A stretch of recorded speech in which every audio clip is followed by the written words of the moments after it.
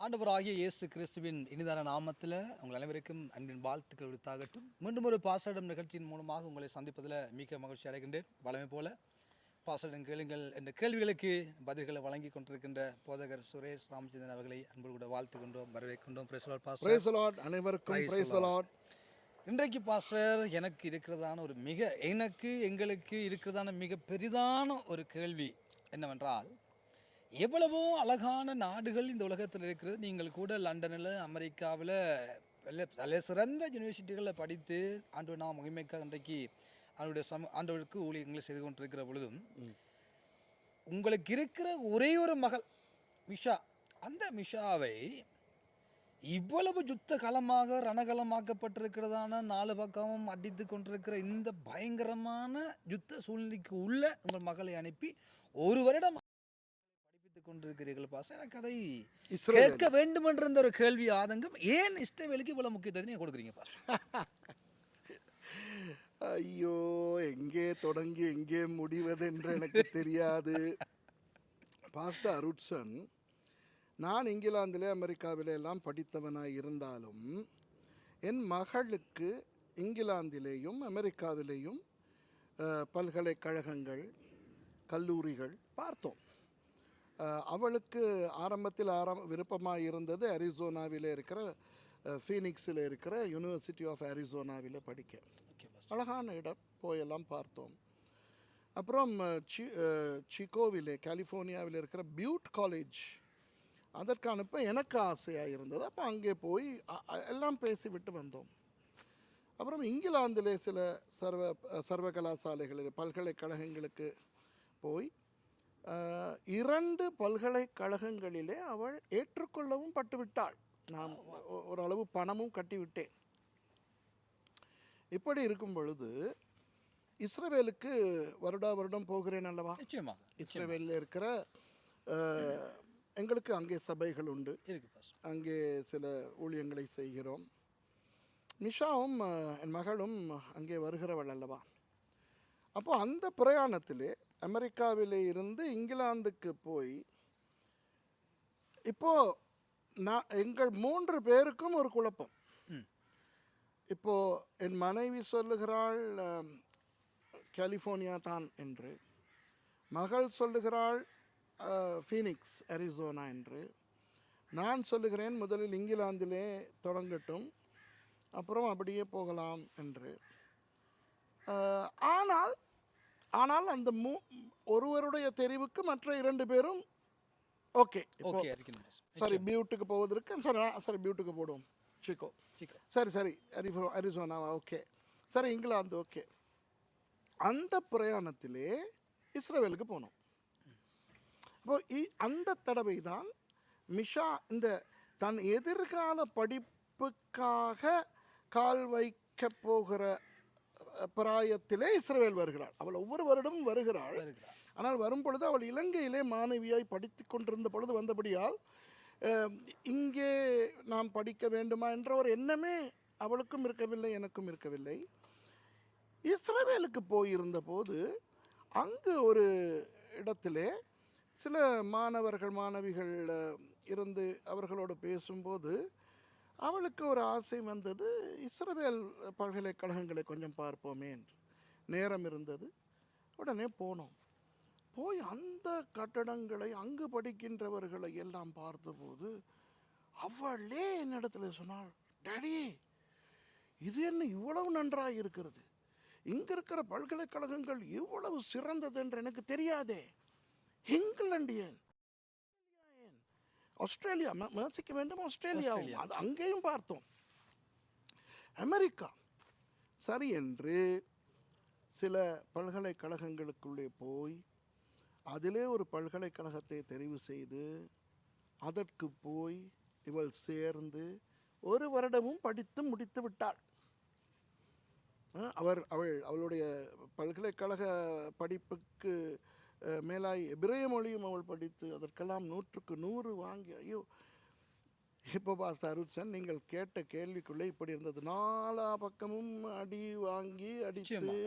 அதான் என்னுடைய கேள்வி பாஸ்டர். இவ்வளவு தூரம் நீங்கள் இஷ்டவேலை மகளுடைய தீர்மானமாக இருந்தாலும் ஒரு வகையில், ஆனால் நீங்கள் அதை விரும்பின தான் மகள் அதை செய்ய முடியும். ஆமாம். ஆனால் நீங்களும் மர்சியக்காவும் அந்த இஸ்ரவேலுக்கென்று அனுப்புவதை எப்படி தீர்மானித்தீர்கள்? ஏன் அவ்வளவு தூரம் அந்த நாட்டில் நீங்கள் இவ்வளவு அன்பு, அக்கறை, கரிசனை இருக்கிறது ஏன் என்ற கேள்விதான் இப்போ என்னுடைய ஆதங்கம் பாஸ்டர். நீங்கள் சொன்னீர்களே இஸ்ரவேலுக்கு 4 பக்கம் இருந்தும் தாக்குதல் வருகிறது. கொண்டிருக்கிறார்கள். போய் போய் இஸ்ரவேலுக்கு ஒன்றும் அப்படி அடி விழவில்லை. இப்போ என்னுடைய அண்ணன் இருக்கார். இப்போ கடந்த 1 மாதமாக இஸ்ரவேலில் இருந்து விட்டு தான் வருகிறோம்.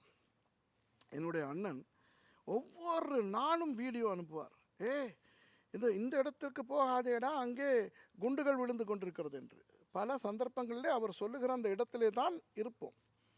அப்போ எங்கே குண்டு விழுகிறது என்று நான் வானத்தை பார்ப்பேன். அன்றைக்கு இலங்கையிலிருந்து ஒரு சிங்கள தொலைக்காட்சி என்னை நேரடியாக பேட்டி எடுத்தார்கள் இஸ்ரவேலிலிருந்து. அவரும் என்னிடத்தில் கேட்கிறார், நீங்கள் இஸ்ரவேலில் இருக்கிறீர்களா, உங்களுக்கு பாதுகாப்பு இருக்கிறதா, தாக்குதல்கள் நடந்து கொண்டிருக்கிறதாக எங்களுக்கு செய்திகள் வருகின்றது என்று. அப்போது நான் அண்ணாந்து வானத்தை இங்கே என்று. ஆகவே இஸ்ரவேலை குறித்து பொய்யான போலியான தகவல்கள் நிறைய வந்து கொண்டிருக்கின்றன. ஒரு சில செய்தி ஊடகங்கள் மாத்திரமே உண்மையை சொல்லுகின்றன. அப்படிதான் நாங்கள் கேட்பது எல்லாமே பாஸ்டர் பொய்களாக இருக்கு. 99.5% பொய். அப்படியானால் பாஸ்டர் அவர்கள் அப்பாவி ஜனங்களை போட்டு அடிக்கிறார்களே, யார்? அங்கு வாழுகிறவர்கள் நெருக்கப்படுகிறார்கள். அவர்களுக்கு பக்கத்தில் ஹமாஸுடைய இன்றைக்கு அநேகர் அகதிகளாக்கப்பட்டு, அநேகர் இன்றைக்கு அங்கவினராக்கப்பட்டு, அந்த அப்பாவி ஜனங்கள் இவர்கள் அடிக்கிறார்களே கொடுமையாக. ஒவ்வொரு நாட்டுகளுக்கு மாறி மாறி அடிக்கிறார்களே. அவர்களுடைய உள்ளங்களில் ஒரு அவர்களை பார்க்குறவர்கள் கொடூரமானவர்களாக தெரிகிறார்களே பாஸ்டர். எனக்கு நிறைய இஸ்லாமிய நண்பர்கள் இருக்கிறார்கள். என்னோடு படித்த வகுப்பு மாணவர்களாக இருக்கட்டும், இன்னும் ஏனைய நிறைய இஸ்லாமிய முஸ்லிம் நண்பர்கள் எனக்கு இருக்கிறார்கள். அவர்கள் என்னுடைய நிகழ்ச்சியை பார்க்கிறவர்களும் இருக்கிறார்கள். அவர்கள் முஸ்லீம், அவர்கள் இஸ்லாத்திலே தான் இருக்கிறார்கள். என் மேல் இருக்கிற பிரியத்தினால் என்னுடைய செய்திகளை பார்ப்பார். ஆகவே இதை பார்க்கிறவர்களிலே இஸ்லாமியர்கள் இருக்கிறார்கள் என்று எனக்கு தெரியும். உலகம் ஒரு பொய்யை சொல்லி கொண்டு வருகிறது.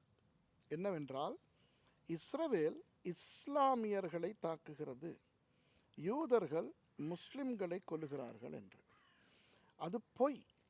ஏனென்றால் இஸ்ரவேலர்கள் அல்லது யூதர்கள் இஸ்லாமியரை தாக்கவில்லை, பயங்கரவாதிகளை தாக்குகிறார்கள். அந்த பயங்கரவாதிகள் இஸ்லாம். எல்லா இஸ்லாமியர்களும் பயங்கரவாதிகள் அல்ல. முஸ்லிம்களிலே அருமையான நண்பர்கள் எனக்கு இருக்கிறார்கள், நல்ல மனிதர்கள் எங்களுக்கு இருக்கிறார்கள். உங்களுக்கு தெரியுமா, பாலஸ்தீனர்களில் எனக்கு நண்பர்கள் இருக்கிறார்கள். பாலஸ்தீனியன் ஃப்ரெண்ட்ஸ் இருக்கிறார்கள். எரிகோவில் இருக்கிறார்கள், பெத்லகேமில் இருக்கிறார்கள். இந்த பாலஸ்தீனர்கள் நான் அங்கு போனவுடன் எனக்கு விருந்து செய்கிறவர்கள். ஆகவே நான் ஒரு உண்மையான சம்பவத்தை சொல்லுகிறேன். என் மனைவியின் அண்ணன் பிலிப், அவரும் அவருடைய மனைவி தம்மிகாவும் அவர்களை இஸ்ரவேலுக்கு வர சொல்லியிருந்தேன். அப்போ அவர்கள் வந்திருந்தார்கள். அப்போது ஒரு நாள் என்னுடைய நண்பர்கள், எரிகோவில் இருக்கிற பாலஸ்தீன நண்பர்கள் விருந்துக்கு அழைத்திருக்கிறார்கள். இவர்களை அழைத்து கொண்டு போகும் பொழுது அந்த என் மனைவியின் அண்ணி தம்மிகா என்னிடத்தில் சொன்னால், பாலஸ்தீனர்களுடைய வீட்டுக்கா நீ கூட்டிக் கொண்டு போகிறாய், அவர்கள் ஆபத்தானவர்கள் ஆயிற்றே என்றாள். நான் வந்து பார் என்றேன். அப்போது இஸ்ரவேலுக்கும் பாலஸ்தீனர்களுக்கும் இடையிலே யுத்தம் நடந்து கொண்டிருக்கும் பொழுது நீ இங்கு போகிறாயே. நான் சொன்னேன், என்னிடத்துல ஒன்றும் கேட்காதே, என் பாலஸ்தீன நண்பர்களிடத்தில் கேளு என்று சொல்லி எரிகோவுக்கு கொண்டு போனேன். எரிகோவிலே அவர்களுடைய வீட்டில் தட புடல் உபசரிப்பு. ஐயோ, எங்களுக்கு பரிசுகள் கொடுக்கிறார்கள், பெரிச்சம்பழம் பேக்கெட்டாக பரிசு கொடுக்கிறார்கள். இப்படியெல்லாம் கொடுத்த போது இவள் என்னிடத்தில் சொல்லுகிறாள், என் மனைவியின் அண்ணி, நல்ல மனுஷர்களாய் தெரிகிறார்களே, இப்படி தடபுடலாய் உபசரிக்கிறார்களே. நான் சொன்னேன், நாம் இப்போ அவர்களிடத்தில் அந்த கேள்வியை கேள் என்றேன். அவர்கள் தப்பாக நினைக்க மாட்டார்களா? நான் சொன்னேன், நினைக்க மாட்டார்கள். சரி என்று கேட்டால் என்ன தெரியுமா, இந்த உங்களுக்கும் இஸ்ரவேலுக்கும் இடையில் இருக்கிற யுத்தம் குறித்து நீங்கள் என்ன நினைக்கிறீர்கள் என்று அந்த பாலஸ்தீன நண்பர்களிடத்தில் கேட்டார்கள். அவர் சிரித்துவிட்டு, என்ன, எங்களுக்கும் இஸ்ரவேலர்களுக்கும் யுத்தமா, யார் சொன்னது என்று கேட்டார். இல்லை, எல்லாம் இந்த யுத்தம் நடக்கிறது தானே. அவர் சொன்னார், அல்ல, பயங்கரவாதிகளுக்கும் இஸ்ரவேலர்களுக்கும் யுத்தம். அந்த பயங்கரவாதிகள் எங்களுடைய பெயரை பயன்படுத்துகிறார்கள். எங்களுடைய மதத்தை பயன்படுத்துகிறார்கள். அதாவது அந்த பயங்கரவாதிகள் நாங்கள் பாலஸ்தீனர்கள் என்றும் நாங்கள் முஸ்லிம்கள் என்றும் அவர்கள் எங்களை பயன்படுத்தி செய்கிறார்கள்.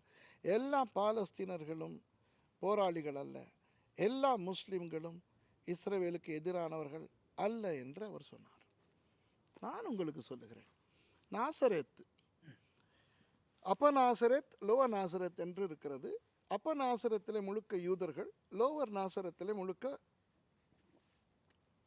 முஸ்லிம்கள், அராபியர்கள். நீங்கள் நாசரேத்துக்கு போனால் நீங்கள் யூதர்கள் மத்தியில் இருக்கிறீர்களா இஸ்லாமியர்கள் மத்தியில் இருக்கிறீர்களா என்றே உங்களுக்கு தெரியாது. அவ்வளவு நல்ல ஐக்கியத்தோடு சமாதானத்தோடு இருப்பார்கள். ஆனால் காட்சா மாதிரியான ஒரு சில ரமாலா மாதிரியான இடங்களுக்கு போனால் அங்கு இருக்கின்ற பாலஸ்தீனர்களை அடிமைப்படுத்தி அவர்களையும் பயமுறுத்தி அவர்களுக்கு வருகின்ற ஆதரவுகளை களவாடி அவர்களை கொலை செய்து அவர்களுடைய முதுகுகளின் பின்னால் மறைந்து செயல்படுகிற பயங்கரவாத அமைப்புகளுக்கு எதிராக இஸ்ரவேல் இராணுவம் யுத்தம் பண்ணுகிறது. பாஸ்டர் அவர்களை, அந்த பயங்கரவாதிகளை ஈரான் போஷித்து பராமரித்து கொண்டிருக்கிறது. ஆகவே இங்கு நடக்கிற யுத்தம், இஸ்ரவேலிலே நடக்கிற யுத்தம், இஸ்ரவேல் இராணுவத்துக்கும் அந்த ஹமாஸ், ஹெஸ்புல்லா என்று சொல்லுகின்ற அந்த பயங்கரவாதிகளுக்கும் அவர்களை உந்துவிக்கிற அந்த ஈரானுக்கும் இடையிலே தானே ஒழிய ஈரானின் பொது மக்களுக்கு எதிராகவும் அல்ல, இஸ்ரவேலிலே வாழுகின்ற பாலஸ்தீனர்களுக்கு எதிரானதும் அல்ல, முஸ்லிம்களுக்கு எதிரானதும் அல்ல. ஆமாம் பாஸ்டர், பயங்கரவாதத்துக்கும் இஸ்ரவேலுக்கும் இடையில் யுத்தம் நடக்கிறதாக நீங்கள் சொல்லுகிறீர்கள். அவைகள் ஒரு மதத்துக்கு எதிரான யுத்தமோ இல்லாட்டி ஒரு இனத்துக்கு எதிரான யுத்தமோ அல்ல, இது நேரடியாக பயங்கரவாதத்துக்கான யுத்தம். ஆனால் பாஸ்டர், இப்போ நீங்கள் சொன்னீங்க நாங்கள் ஆவிக்குரிய இஸ்ரவேலர்கள் என்று லேவியர்கள் ஆசாயர்களாக இருக்கிறோம், ஆவிக்குரியவர்களாக இருக்கிறோம். ஆனால் இப்பொழுது பாஸ்டர் இந்த இஷ்டவேலர்களுக்கு, இப்போ இருக்கிற இஷ்டவேலர்கள் பாவத்தில் தான் வாழுகிறார்கள். அங்கே பல அட்டூழியங்கள், அநியாயங்கள், அக்கிரமங்கள் நடந்து கொண்டிருக்கிறது. அவைகளுக்காக நாம் இப்பவும் ஜெபம் பண்ணணுமா பாஸ்டர்? அவர்களை ஆசீர்வதிக்க வேண்டுமா? அவர்களுக்கு காணிக்கை தசமங்களை கொடுத்து நாங்கள் ஒரு நாளும் ஜெபம் பண்ண வேண்டிய தேவை இருக்கிறதா, அல்லது நிச்சயமாக செய்யப்பட வேண்டிய ஒன்றா பாஸ்டர்? இப்போ இஸ்ரவேலுக்கு நீங்கள் போனால் இந்த LGBTQ என்று சொல்லுகின்ற அந்த அசுத்தம் பயங்கரமாய் அங்கே டெலாவிவில் இருக்கிறது. நீங்கள் டெலாவிவுக்கு போனால் அங்கே போதை, மது, களியாட்டம் இருக்கிறது. யூதர்களில் அநேகர் விக்கிரகங்களையும் வணங்கி கொண்டிருக்கிறார்கள், தன்னின சேர்க்கையில் ஈடுபடுகிறார்கள், இப்படியெல்லாம் இருக்கிறது. நிச்சயமாக இஸ்ரவேலிலே இன்று வாழுகிற யூதர்கள் எல்லாருமே பவித்திரமானவர்களும் அல்ல, எல்லாருமே தேவபக்தி உள்ளவர்களும் அல்ல.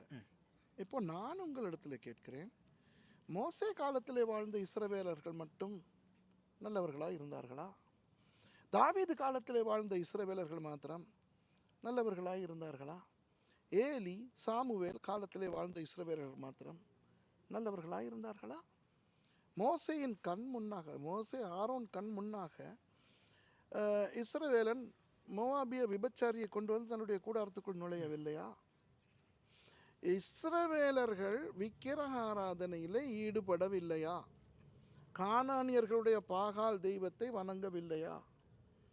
இஸ்ரவேலனாகிய யெரொபெயாம் மன்னன் தானிலும் பெத்தேலிலும் ஓப்புஸ் என்று சொல்லுகின்ற பொன் கன்றுக்குட்டியை வைத்து ஒரு கோயிலை உருவாக்கவில்லையா? அப்போ வடக்கு ராஜ்யத்தில் இருந்த 19 ராஜாக்களில் ஒருவனும் தேவபக்தியுடையவன் அல்ல. தென் ராஜ்யத்தில் இருந்த 20 ராஜாக்களில் 14 ராஜாக்கள் தேவபக்தி உள்ளவர்கள் அல்ல.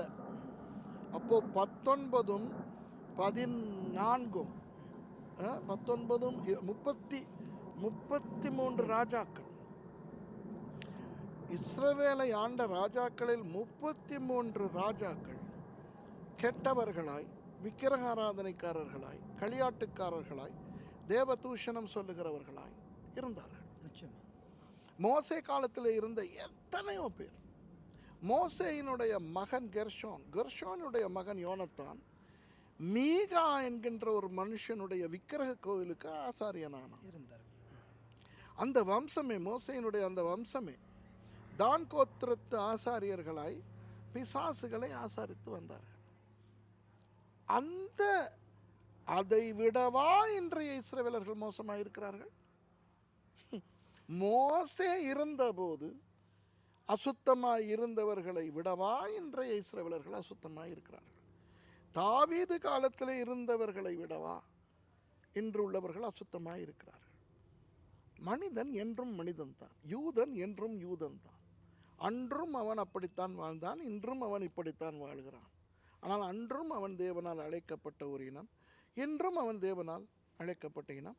அவன் செய்கைக்கு தக்கதாக அவனுக்கு தேவன் பலனளிப்பார்.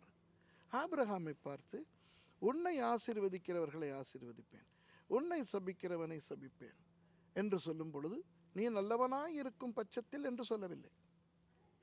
ஆபிரகாமே, நீ பொய் சொல்லாமல் நீ நல்லவனாய் இருக்கும் பட்சத்தில், நீ என்னோடு ஒழுங்காய் இருக்கும்போது உன்னை ஆசீர்வதிக்கிறவர்களை ஆசீர்வதிப்பேன், உன்னை சபிக்கிறவனை சபிப்பேன் என்று சொல்லவில்லை. அப்போ அவர் எகிப்துக்கு போய் பார்வோனிடத்தில் பொய் சொல்லுகிறாரே, அந்த நேரத்திலே நாம் அந்த வசனத்துக்கு கீழ்ப்படிந்து அவர்களை ஆசீர்வதிக்க வேண்டுமா இல்லையா? பொய் சொன்னதை ஆண்டவர் பார்த்துக் கொள்வார். அப்படியானால் நாங்கள் இப்பொழுது ஜெபிக்க வேண்டும் என்று சொல்கிறீர்கள் பாஸ். நிச்சயமாக நாங்கள் அவர்களை ஜெபிக்க வேண்டும். அதாவது இஸ்ரவேலர்களுக்காக நாம் ஜெபிப்பது ரோமர் புத்தகத்திலே 11ஆம் அதிகாரத்தில் தெளிவாக பவுலடியார் சொல்லுகிறார். அவர்கள் செய்கிற எல்லாவற்றையும் அங்கீகரிக்க தேவையில்லை, ஆனால் அவர்களுக்காக நாம் ஜெபிக்க வேண்டும்.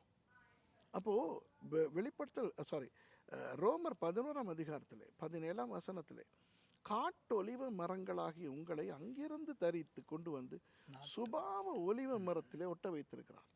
ஆகவே நீ அந்த சுபாவ ஒலிவ மரத்துக்கு எதிராக மேன்மை பாராட்டாது. அவர்களுடைய தவறுகளுக்கு அவர்கள் தண்டனை அனுபவித்தார்கள், அனுபவிக்கிறார்கள், இனியும் அனுபவிப்பார்கள். ஆனால் நாம் அவர்களை நியாயம் தீர்க்க முடியாது, நாம் அவர்களை தாக்க முடியாது. இப்போ என்னுடைய மகள், சரி உங்களுடைய மகன் ஜெரமி, எனக்கும் ஒரு மகள் இருக்கிறாள், உங்களுக்கும் ஜீவாவுக்கும் மகன் இருக்கார். இப்போ என்னுடைய பிள்ளை தவறே இல்லாத பிள்ளையா, உங்களுடைய பிள்ளை தப்பே பண்ணாத பிள்ளையா?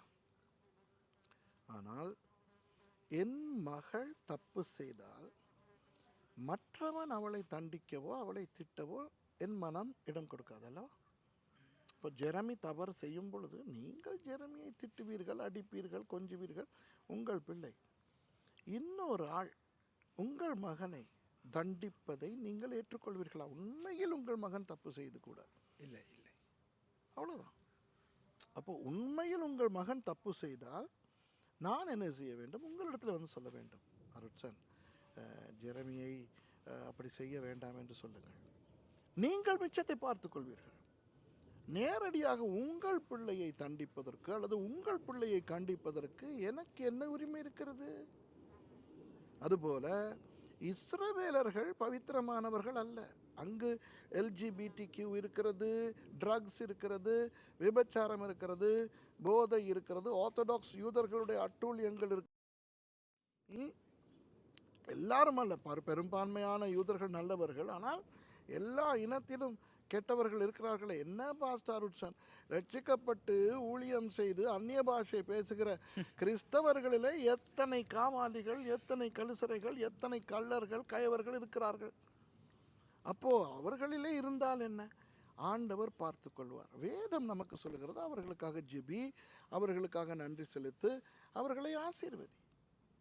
அப்போ நான் அவர்களை ஆசீர்வதித்து ஜெபித்து நான் அங்கு வேலை செய்யும்போது எனக்கு அது ரொம்ப ஆசீர்வாதமாக இருக்கிறது. அவ்வளோதான். இப்போ நான் ஜெபிக்கிற பகுதி பாசம் எல்லாரும் ஓரளவு ஏற்றுக்கொள்ளக்கூடிய ஒரு பகுதி. நான் கூட ஓகே, அவர்கள் கர்த்தர் பார்த்துக்கொள்ளட்டும், அவர்கள் செய்கிற அட்டூழியங்கள் அநியாயங்களுக்கு கர்த்தர் நியாய தீர்ப்பு செய்வார், அவர்கள் பார்த்துக்கொள்ளப்பட்டும் என்று நாங்கள் ஜெபம் பண்ணுவது ஓரளவுக்கு ஏற்றுக்கொள்ளக்கூடியதாக இருந்தாலும் கூட பாசம், இப்போ நீங்கள் கூட கிட்டத்தட்ட எத்தனையோ ஆண்டு காலமாக இஸ்ரவேலுக்கு உங்களுடைய காணிக்கைகளை, உங்களுடைய தசமபாகங்களை நீங்கள் அங்கே அனுப்பி அந்த தேசத்துக்கு ஆசீர்வாதமாக இருக்கிறீர்கள், அதை எங்களை கூட சொல்லியிருக்கிறீர்கள். ஆனால் நாங்கள் இப்பொழுது இப்படிப்பட்ட இந்த ஜனங்களுக்கு நாங்கள் கட்டாயம் உதவத்தான் வேண்டுமா பாச? காணிக்கை தசமபாகங்களை அனுப்பத்தான் வேண்டுமா? அது முக்கியமான தேவையான உண்டா? இதெல்லாம் நமக்கு என்ன பிரயோஜனம்? தசமபாகங்களை அவர்களுக்கு நான் அனுப்ப மாட்டேன். ஆனால் எனக்கு கிடைக்கிற ஒவ்வொரு பணத்திலும் 10ல் 1 பங்கை வேறாக அவர்களுக்கு அனுப்புவேன். இப்போ இப்படித்தான் இஸ்ரவேலுக்கு எங்களுடைய பணம் தேவையில்லை, அவர்கள் ரொம்ப வசதியானவர்கள். அவர்களுக்கு இல்லாத ஒன்றே இல்லை, அவர்களுக்கு ஒரு பொருளாதார குறையும் இல்லை, நன்றாய் இருக்கிறார்கள். இப்போ நான் ஒரு நிச்சயமா. தசம பாகத்தை சபைக்கு கொடுக்கிறோமே, காணிக்கை சபைக்கு கொடுக்கிறோமே, அது கூட ஏன் கொடுக்கிறோம்? ஆண்டவருக்கு செலவழிக்க வக்கில்லாதபடியால் கொடுக்கிறோமா, அல்லது அப்படி கொடுக்கும் பொழுது நமக்கு ஒரு கட்டளை இருக்கிறது கொடுக்கிறோம், அதனால் நமக்கு ஆசீர்வாதம் வரும் என்று கொடுக்கிறோம்? நமக்கு நன்மைக்குத்தான் பாஸ், நம்முடைய நன்மைக்கு, நம்முடைய ஆசீர்வாதம். இப்போ நான் பார்த்திருக்கிறேன், சில பேர் சொல்லுவார்கள், இஸ்ரவேலுக்கு சில பேர் ஏன் சாதகமாக காரியமாற்றுகிறார்கள் என்றால், அப்படி செய்யும் போது அவர்களுக்கு ஆசீர்வாதம் வரும் என்று. நான் அதை மறுக்கவே இல்லை. நான் நான் இஸ்ரவேலை ஆசீர்வதிப்பதற்கு 2 காரணங்கள் உண்டு. ஒன்று, வேதம் சொல்லுகிறபடியால் செய்கிறேன். 2வது, இஸ்ரவேலை ஆசீர்வதிக்கிறவனை ஆசீர்வதிப்பேன் என்றால் நான் ஆசீர்வாதம் பெறுவதற்காக நான் கொடுக்கிறேன். அதில் என்ன தவறு? அப்போ நான் என்ன சொல்லுகிறேன் என்றால், நாம் ஆண்டவருக்கு காணிக்கை செலுத்தும் பொழுது ஆண்டவருக்கு இல்லாததால் கொடுக்கவில்லை, ஆண்டவருக்கு வக்கில்லாததால் கொடுக்கவில்லை. நான் ஆசீர்வதிக்கப்படவும் அவருடைய கட்டளையை கீழ்ப்படியவும் கொடுக்கிறேன். அதே போல இஸ்ரவேலுக்கு என் பணம் தேவையில்லை, இஸ்ரவேலுக்கு நான் தேவையும் இல்லை. ஆனால் வேதம் சொல்லுகிறது, இஸ்ரவேலை ஆசீர்வதிக்கிறவனை ஆசீர்வதிப்பேன், நான் ஆசீர்வதிக்கிறேன். அப்படி ஆசீர்வதிக்கும் போது வேத கட்டளையை நிறைவேற்றுகிறேன். அடுத்தது நானும் ஆசீர்வதிக்கப்படுகிறேன். நான் யாருக்கெல்லாம் இப்படி கற்றுக் கொடுத்து இந்த மாதிரி இஸ்ரவேலுக்கு காணிக்கைகளை அனுப்புகிறார்களோ அத்தனை பேரும் எனக்கு சாட்சி சொல்லுகிறார்கள், என்ன எங்களுக்கு அந்த ஆசீர்வாதம் வருகிறது என்று. ஆகவே அது பிரச்சனையே கிடையாது. ஆகவே இஸ்ரவேல் பாதுகாப்பான இடம். நான் மடையனா? எனக்கு இருக்கிற ஒரே மகளை இஸ்ரவேலிலே உள்ள ஒரு யூனிவர்சிட்டியிலே படிக்க வைத்து, அது ஒரு யூதர்களுடைய பல்கலைக்கழகம், முழுக்க 8000 சொச்சம் மாணவர்களில் ஆசியாவிலிருந்து வந்து படிக்கிறவள் ஒரே ஒருத்தி, அதுவும் மிஷா. அவள் மாத்திரம்தான் பிரவுன் தோல், அங்கு எல்லாம் வெள்ளை தோல், எல்லாம் யூதர்கள். அப்படி அவளுக்கு அங்கு பாதுகாப்பு இல்லாவிட்டால் நான் அனுப்புவேனா? அது ஒரு நல்ல யூனிவர்சிட்டியாக இல்லாவிட்டால் நான் இவ்வளவு செலவழித்து, அமெரிக்கா இங்கிலாண்டிலே பணம் கொடுப்பதை விட ஒரு 1.5 மடங்கு அதிகமாய் நான் செலவழித்து அவளை இஸ்ரேலிலே படிக்க வைக்க நான் என்ன முட்டாளா? அவ்வளவு பாதுகாப்பு, அவ்வளவு ஆசீர்வாதம். அந்த யூனிவர்சிட்டிஸும் ரொம்ப நல்ல யூனிவர்சிட்டிஸ். அதுதான் நிறைய பேருக்கு தெரியாது இவை. ஆமாம், நிச்சயமாக பாஸ்டர், நல்ல ஒரு விளக்கங்களை எங்களுக்கு கொடுத்தீர்கள். ஏனென்றால் இன்றைக்கு நேர்மறையான கருத்துக்களை விட எதிர்மறையான பல கருத்துக்கள், அநேக எதிர்மறையான கருத்துக்களோடு அன்றைக்கும் அநேகர் வாழ்ந்து கொண்டிருக்கிறார்கள். ஆனால் அநேக காரணங்களை சொல்லுவார்கள், ஜெபம் பண்ண தேவையில்லை, கொடுக்க தேவையில்லை என்ற ஜனங்கள் பாவத்தில் வாழுகிறார்கள். நீங்கள் அழகாக ஒரு விளக்கத்தை கொடுத்தீர்கள். அது ஆண்டவர் பார்த்து கொள்வார். அவர்கள் என்ன செய்தாலும் அதுக்குரிய பலன் ஆண்டவர் அவர்களுக்கு கொடுப்பார். ஆனால் நாம் ஆண்டவர் சொன்ன வார்த்தைக்கு கீழ்ப்படுகிற பொழுது அதுக்குரிய ஆசீர்வாதம், அந்த கீழ்ப்படிவுக்குரிய ஆசீர்வாதம் நமக்கு, நம்முடைய குடும்பத்துக்கு, நம்முடைய ஊழியத்துக்கு, நமக்கு, நம்முடைய திருச்சபைக்கும் வந்து சேரும் என்பதில் எந்த ஒரு மாற்று கருத்தும் இல்லை என்ற அழகான கருத்தை முன்வைத்தீர்கள். ஆகவே இஸ்ரவேல் என்பது நம்முடைய ஆண்டவருடைய தேசம். ஆண்டவர் அவர்கள் மூலமாக நமக்கு ரட்சிப்பை கொடுத்தார். அவர்கள் மூலமாக சுத்த வேதாக நம்முடைய கரங்களில் கொடுக்கப்பட்டது. அவர்கள் மூலமாக இன்றைக்கு நாங்கள் ரட்சிக்கப்பட்டோம். ஆகவே அந்த நன்றி உணர்வுடையவர்களாய் அவர்களை ஆசீர்வதிப்போம். முடிந்தவரை நாங்கள் அவர்களை ஆசீர்வதிப்பதன் மூலமாக நாம் அதற்குள்ளே இருக்கிற ஆசீர்வாதங்களையும் நாம் பெற்றுக்கொள்ளக்கூடும் என்ற அழகான கருத்தை பாசந்த நல்ல மதியம். நீங்கள் முடிக்க முன்பு ஒன்றை சொல்லட்டும்? நிச்சயமாக. சுவிட்சர்லாந்திலே இருக்கிறோம். நம்முடையவர்கள் அமெரிக்காவிலே வாழ்கிறார்கள், கனடாவிலே வாழ்கிறார்கள், ஆஸ்திரேலியாவிலே, நியூசிலாண்டிலே வாழ்கிறார்கள், France, Belgium, Holland, Germany, Norway, Finland, Denmark, Sweden, எத்தனை தேசங்களிலே நம்முடையவர்கள் வாழ்கிறார்கள். அன்பானவர்களே, நான் உங்களுக்கும் சேர்த்து சொல்லுகிறேன், கேமராவுக்கு பின்னால் இருக்கிற பிரதர் ஜீவாவுக்கும் சேர்த்து சொல்கிறேன். இத்தாலியிலே அவர் இருக்கிறார், நீங்கள் சுவிட்சர்லாந்தில் இருக்கிறீர்கள். இன்றைக்கு இந்த நாடுகளிலே நீங்கள் வாழுகிறீர்களே, இந்த நாடுகளுக்கு நீங்கள் நன்றியுள்ளவர்களாக இருக்கிறீர்களா இல்லையா? இருக்கிறோம். எவ்வளவு ஆசீர்வாதம்! ஒரு காலத்தில் உயிருக்கு தப்பி ஓடி வந்த இடங்களிலே இந்த நாடுகள் நம்மவர்களை அரவணைத்து அகதிகளாய் வந்த நமக்கு அந்தஸ்தை கொடுத்து, இன்றைக்கு நீங்கள் அநேகர் German passport, British passport, Australian passport, French passport வைத்துக்கொண்டு சுதந்திரமாய் இலங்கைக்கும் போய் வருகிறீர்கள், இந்தியாவுக்கு போய் வருகிறீர்கள். இப்போ நீங்கள் வாழுகிற இந்த நாட்டை குறித்து உங்களுக்கு பாசம் இல்லையா? இந்த நாட்டை குறித்து உங்களுக்கு ஒரு நன்றி உணர்வு இல்லையா? உங்களுக்கு இந்த சுவிட்சர்லாண்டை குறித்து நன்றி உணர்வு இல்லையா? இருக்கு, நிச்சயமா இருக்கு. அதற்காக சுவிட்சர்லாண்டிலே குறைகள் இல்லையா? பிரான்சிலே குறைகள் இல்லையா? ஜெர்மனியிலே குறைகள் இல்லையா? ஜெர்மனியிலே கொலை நடக்கவில்லையா? கனடாவிலே கொலை நடக்கவில்லையா? அசுத்தங்கள் உண்டு, பாவம் உண்டு. ஒலிம்பிக்ஸ் நடந்தது பிரான்சிலே, எவ்வளோ அசிங்கமாக எல்லாம் நடந்தது. ஆனால் இந்த குறைகள் இருந்தாலும் எங்களுக்கு இந்த நாடு ஆசீர்வாதமாய் இருந்தது என்று நன்றி உள்ளவர்களாக இருக்கிறோமா இல்லையா? அதுபோல அதற்கே அப்படி என்றால் ஆவிக்குரிய ரீதியில் எங்களுக்கு வேதத்தை கொடுத்தது இஸ்ரவேல் மூலமாய் தேவன். இயேசு வந்தது இஸ்ரவேலுக்கு. இஸ்ரவேலர்களுடைய தேவன் நம்முடைய தேவனாய் இன்றைக்கு இருக்கிறார்.